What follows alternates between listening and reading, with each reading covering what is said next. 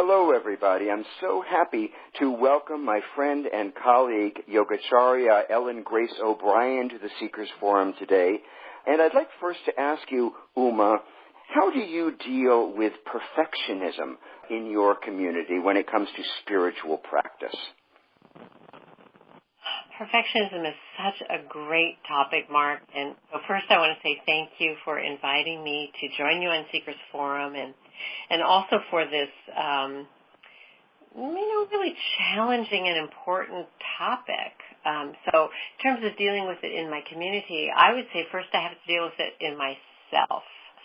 I have to explore it, understand it a little more because, there's so much to say about it. First, the thing I'll say first is that we have an idea that spirituality means going to be perfect, and our lives are going to be perfect, and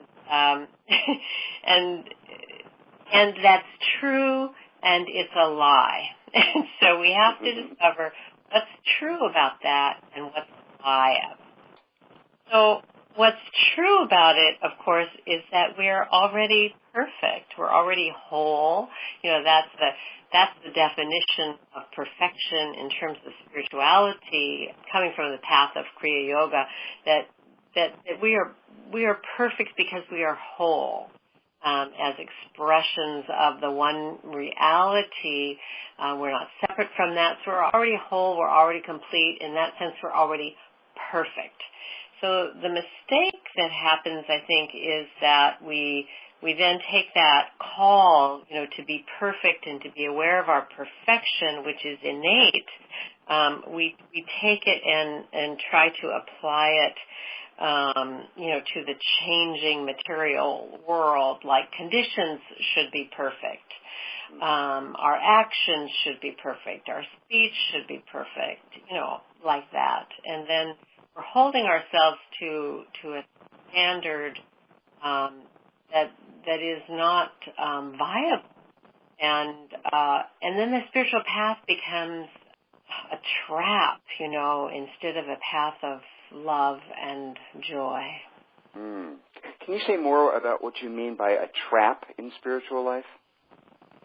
Well, yeah, it depends on where we're coming from and what's in charge. And so if we're aware of that higher perspective that is about our innate perfection as spiritual beings, which is, of course, the perfection of everyone and everything as it is, appearing, in spirit unfolding, versus the egoic perspective coming from the ego, which is the trap. The ego is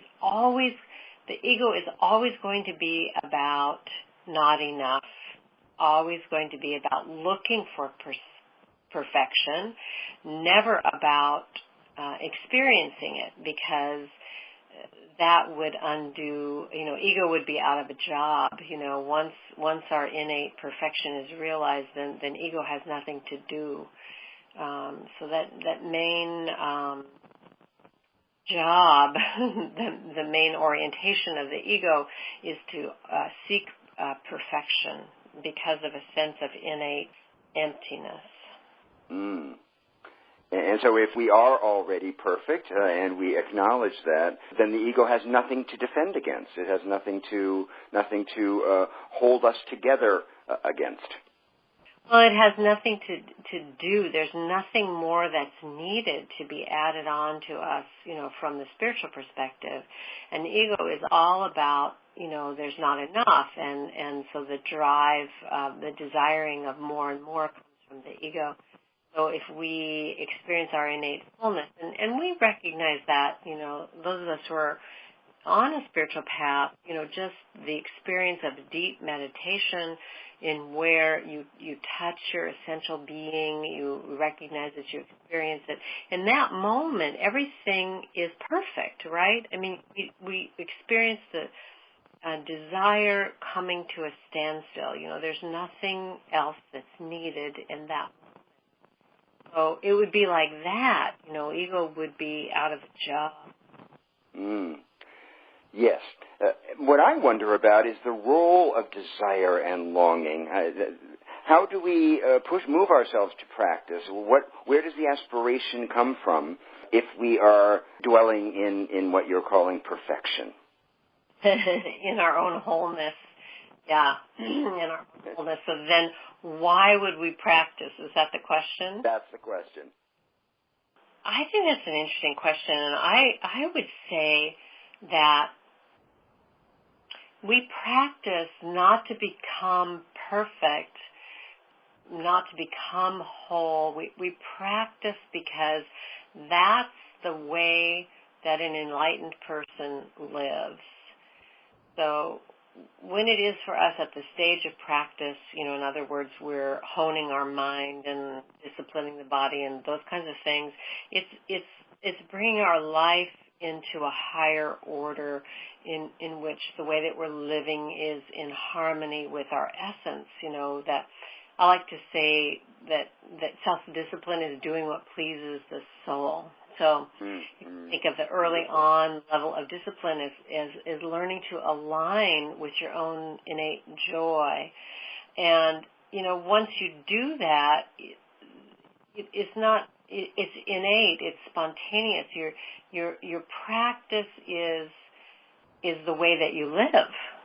Mm-hmm. And yet, so many people use discipline as an adversary, as a kind of internal dictator to beat ourselves up, with this idea that if we don't push ourselves harshly, we wouldn't do anything at all. So I'm curious, how does one develop the kind of self-loving discipline that you're talking about? What are the fundamentals of that attitude? I think the first one is the innate pull that we have towards joy, and perhaps that shows up as a desire to be free of suffering. That's often what brings us to the path to begin with, is desire for freedom, and, desire for fulfillment, desire to find our own wholeness. So I think the motivation to be free of suffering is there initially, and underneath of that is really that yearning for our own joy. So those are both motivators. Where does surrender come into discipline? Are those, they're obviously complementary, right? They are. For me, I think a lot about surrender, and I was just thinking about today, and I think surrender can be thought of as the willingness to let go of the idea that our life is a burden. Because, life just inherently has challenges and difficulties, and so waking up spiritually doesn't make that go away, because it's just the way that life is. But what can go away with the practice of surrender is the idea or the experience that our life or any part of it is a burden, because that's an add-on, from the level of ego. Just what I was saying earlier, that ego will never experience wholeness because it's contrary to the very idea that ego is based on. So in the same way, we can see that the ego sense that is, on its own, right? I'm on my own, and I don't have support. That creates that sense of burden. So I think surrender can be thought of as that willingness to let go of the idea that our life is a burden. It's like leaning into this wholeness, this perfection that you're talking about, instead of resisting it. Yes, instead of looking for it outwardly, I guess, just letting go into I think, into knowing that you have divine support, even if it is not obvious. And Great. most often it's not at that moment of surrender. It's letting go of the idea that you're separate, you're on your own, and opening up to the reality, the possibility of being divinely supported. This is beautifully said. I'd like to ask you about commitment versus control, Uma. That's such an interesting paradox. What does Kriya Yoga teach about our relationship to control in practice?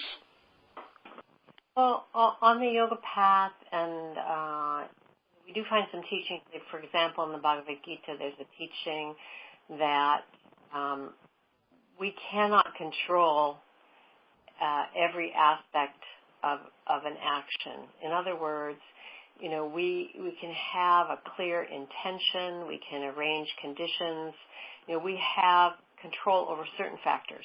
So how we arrange conditions, what our intention is, how we prepare ourselves, what we bring together. But it's useful, the teachings say it's useful to be aware that there is always an unknown factor. So, right. The example is given of a farmer, who uses an almanac, right, and plants by the moon, tills the soil, uses the right seed, has the right experience, plants at the right time.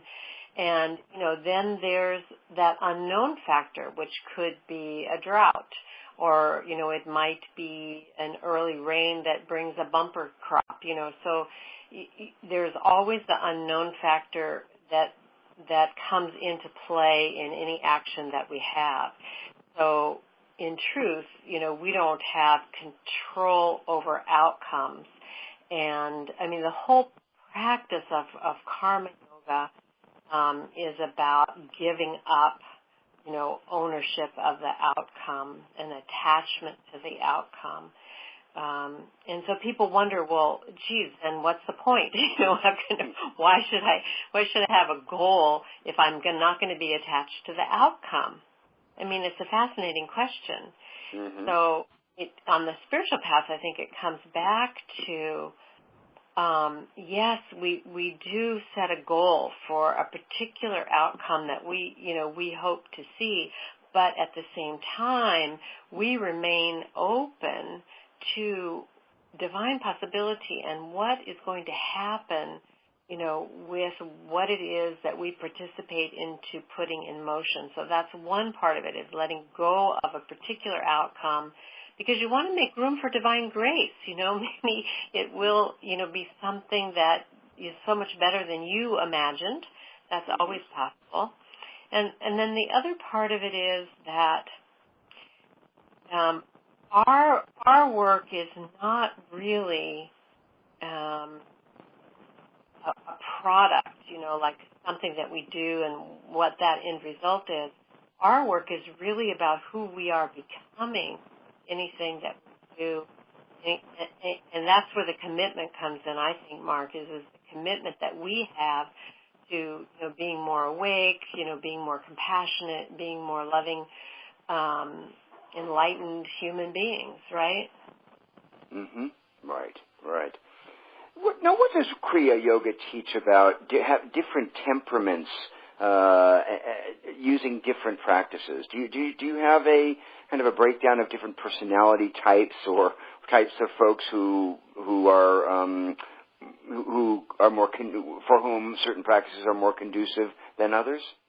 Yeah, Kriya Yogis, although Patanjali's Yoga Sutra is our basic text, we also study the Bhagavad Gita, and the Bhagavad Gita, as you know already, clearly outlines different avenues of yoga for different temperament types. For those, there's a Jnana Yoga for those who are inclined to use their intellect to explore the nature of reality through discernment.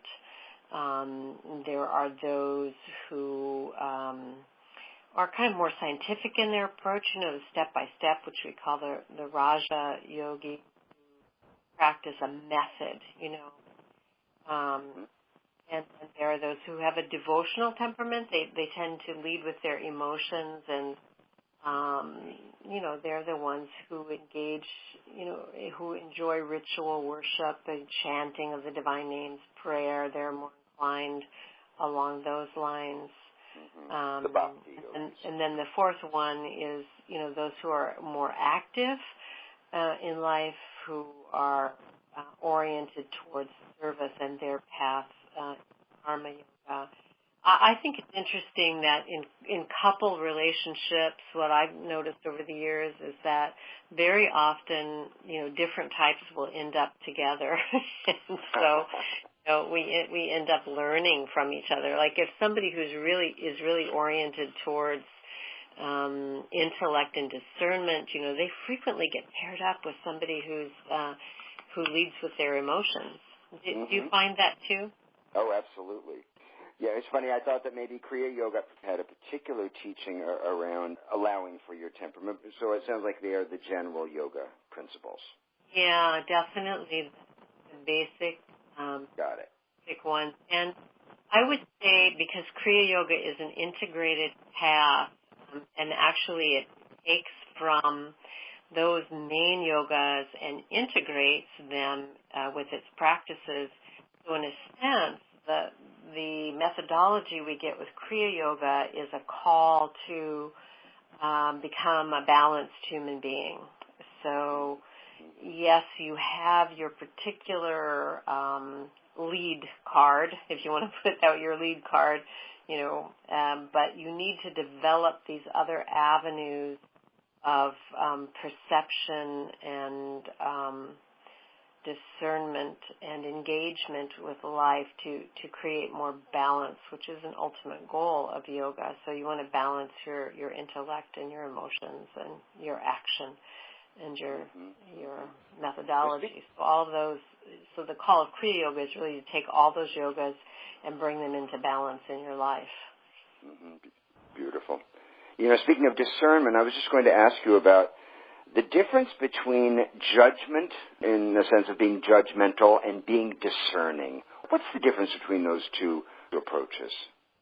Well, these are such good questions, Mark.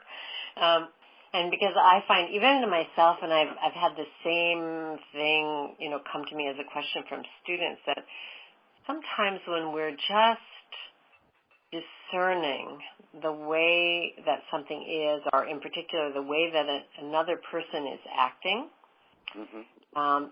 it can feel like we're judging that person, right? And that doesn't feel very good. And if you're on a spiritual path, you don't want to do that. But what happens is that sometimes I find devotees, are a little prone to throwing their discernment out the window because they associate it with being judgmental. So I would say the distinction is that when we're being judgmental, we attach some kind of negative implication to the person versus just discerning the way that things are, discerning the way that a person acts, discerning certain qualities of behavior, which we then don't attach to somehow denigrating the being of that person. That makes sense. So discernment is judgment without story. That's what I hear. That's a good way to say it. Yes, discernment without story, and also without denigrating the self, the divinity of that other person. So we always have to recognize that the self of everyone is the same self. It is, everyone is a spiritual being, no more, no less than anyone else. So that's always the truth, the highest of who anyone is. But their behavior certainly may not reflect that. And that's where we have to use our discernment. Right. Is it okay to judge a personality?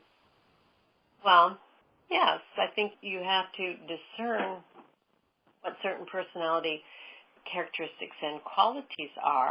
I find, for example, there's some people become very vulnerable when they come into a spiritual community, and they think, they just have this idea, okay, I'm here in the spiritual community now, everybody is spiritual.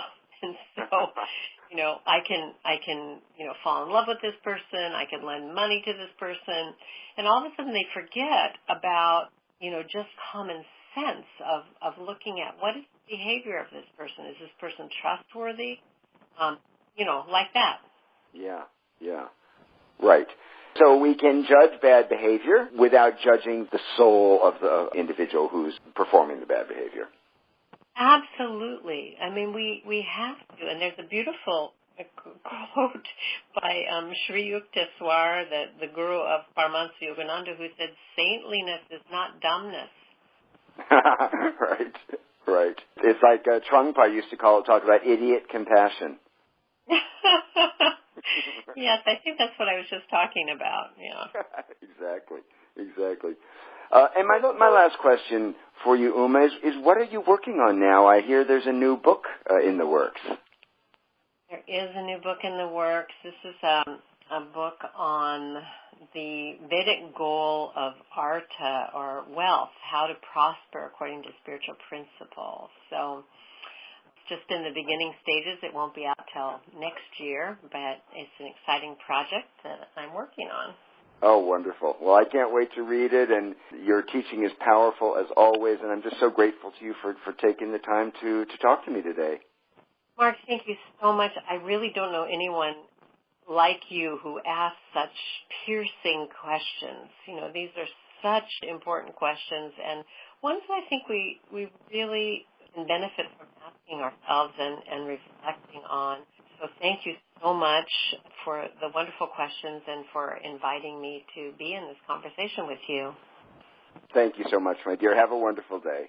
You too. Bye-bye. Bye.